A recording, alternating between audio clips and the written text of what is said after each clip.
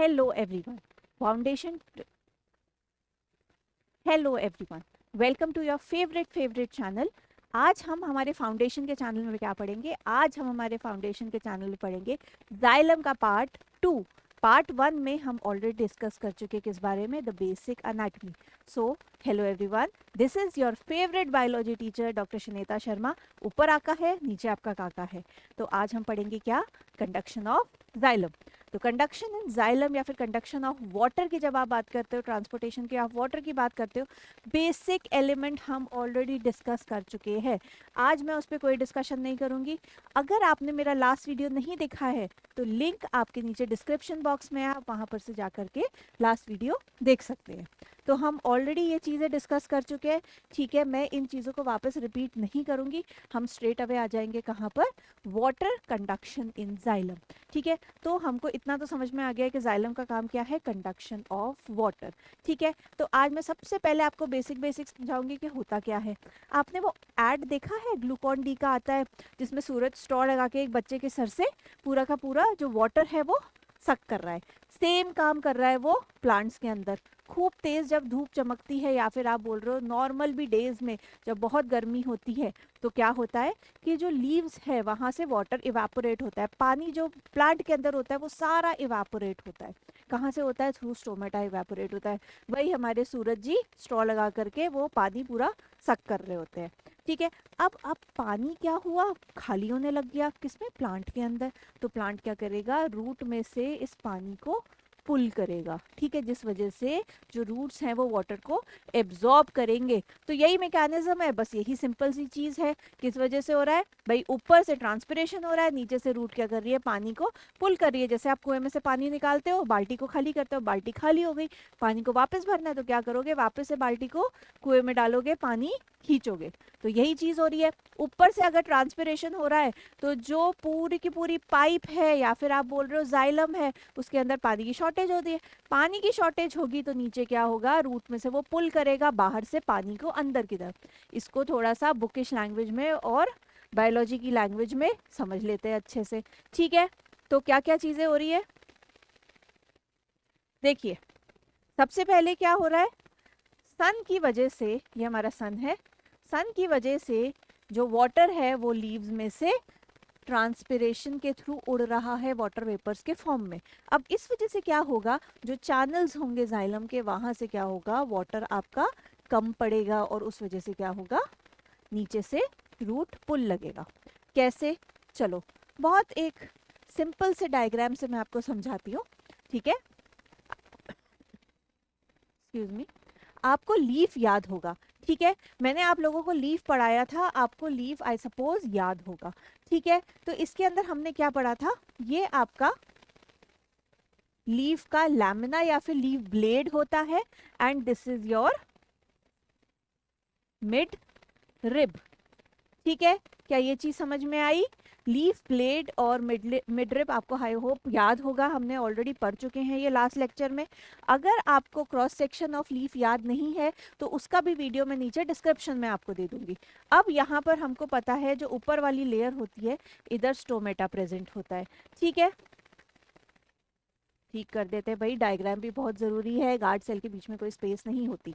अब यहाँ पर क्या हो रहा है? इसके बीच में फ्लो करता है आपका वाटर। वाटर यहाँ से क्या करेगा? थ्रू माइन्यूट चैनल सेल के बीच में भी तो आएगा। सेल्स को भी तो वाटर की जरूरत है क्योंकि उनको फोटोसिंथेसिस परफॉर्म करना है।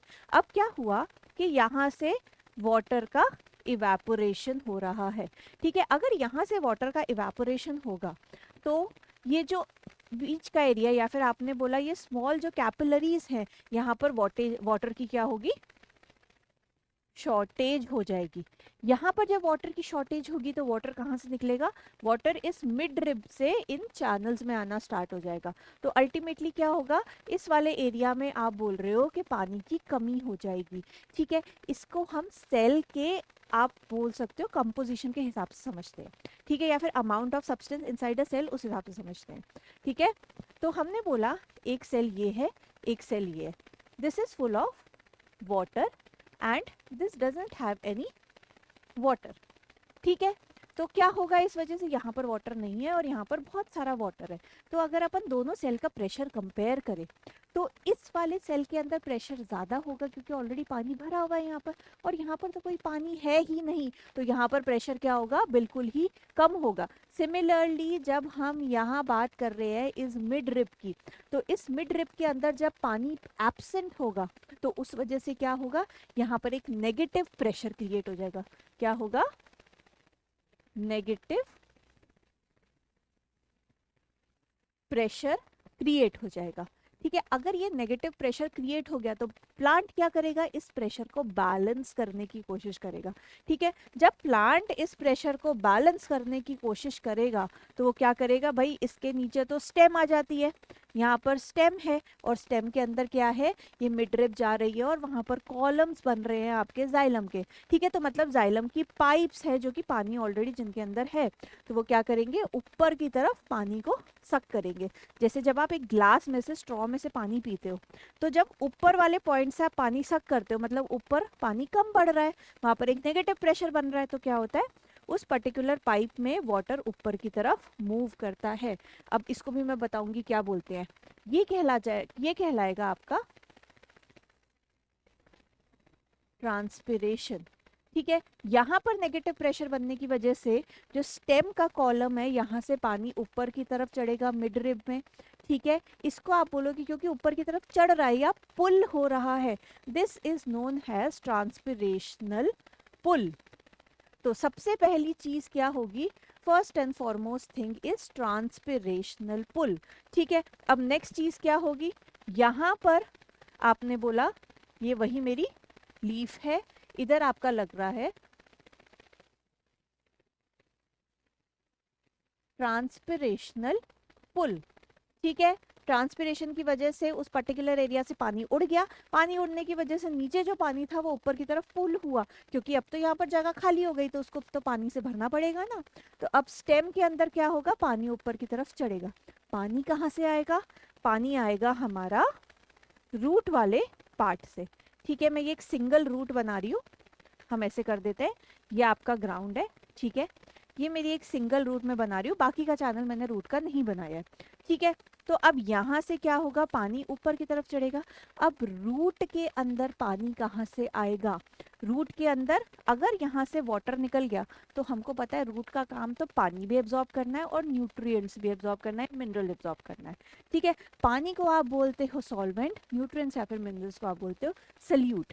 अगर मैंने रूट में से वाटर को एब्जॉर्ब कर लिया तो रूट में क्या बच जाएगा, अब रूट के अंदर किसकी मात्रा बढ़ गई, जल्दी जल्दी कमेंट डाउन करके बच्चे बताओ कि किस किस चीज़ की मात्रा बढ़ गई, मैं ही आपको बता देती हूँ। हमने बोला यहाँ पर आपके सल्यूट का अमाउंट बढ़ गया। अगर सल्यूट का अमाउंट बढ़ेगा तो वाटर क्या करेगा, इसमें एंटर करेगा through a process called as, आप सबको पता है, ऑस्मोसिस। तो मतलब सॉइल में जो वाटर था वो ऑस्मोसिस के थ्रू रूट्स के अंदर गया। ठीक है, रूट्स के अंदर क्यों गया, क्योंकि भाई ऊपर से ट्रांसपिरेशन हो रहा था, ट्रांसपिरेशनल पुल की वजह से लीफ में पानी खाली हो रहा था, तो इन्होंने क्या किया, स्टेम से पानी एब्जॉर्ब किया। स्टेम ने क्या किया, रूट से पानी लिया। रूट कहाँ से लेगी, रूट लेगी बाहर से थ्रू ऑस्मोसिस। इसको आप बोलते हो रूट प्रेशर। ठीक है, तो सेकंड फिनोमेना हो गया रूट प्रेशर। एक चीज और है, एक चीज वो बहुत इंपॉर्टेंट है, that is cohesive and adhesive forces. अब ये कोहेसिव एंड अडेसिव फोर्सेस क्या है, ठीक है, तो अब यहाँ भी ये थोड़ा सा हम समझ लेते हैं। देखो क्या होता है, मैं सिंपल सा एग्जांपल देती हूँ। हमारे ऊपर घर के ऊपर टैंक होता है या नीचे होता है, उसमें पानी भरा हुआ होता है। ठीक है, जैसे ही आप नल खोलते हो तो क्या होता है, टैंक में से पाइप के थ्रू, नल के थ्रू पानी बाहर आता है। ठीक है, अब ये कैसे होता है सोच के देखो। अगर मैं कोई ऐसी चीज़ लूँ जो कि वाटर को रिपेल कर रही है, ठीक है, तो वो वाटर को आने ही नहीं देगी, अपने पास ही नहीं आने देगी, पास से ही भगा देगी उसको। अब मेरी जो पाइप होती है ये क्या होती है, वाटर लविंग होती है। ये क्या करती है, वाटर के मॉलिक्यूल्स इससे चिपक के चलते हैं, मतलब पाइप को गीला करते हुए चलते हैं। ठीक है, दूसरी चीज़ हमने बोला एक वाटर का मॉलिक्यूल दूसरे वाटर के मॉलिक्यूल को चिपकाता हुआ चलता है। अगर एक वाटर का मॉलिक्यूल आगे जाएगा, वो दूसरे वाटर के मॉलिक्यूल को बोलेगा चल मेरे साथ चल। जैसे ट्रेन के डब्बे होते हैं, एक डब्बा चलेगा, पीछे दूसरा आएगा, तीसरे चौथा आएगा। इस तरीके से एक के पीछे एक सारे गाड़ी के डब्बे चलते रहते हैं। इसी तरीके से हमारे वाटर के मॉलिक्यूल्स होते हैं। जब वाटर का मॉलिक्यूल एक मॉलिक्यूल को दूसरे के साथ चिपका करके चलता है और यही वाटर के मॉलिक्यूल सारे पाइप से चिपकते हुए चलते हैं, यही कहलाती है कोहेसिव एंड अडहेसिव फोर्सेस। ठीक है, cohesive forces are the forces between same type of molecule.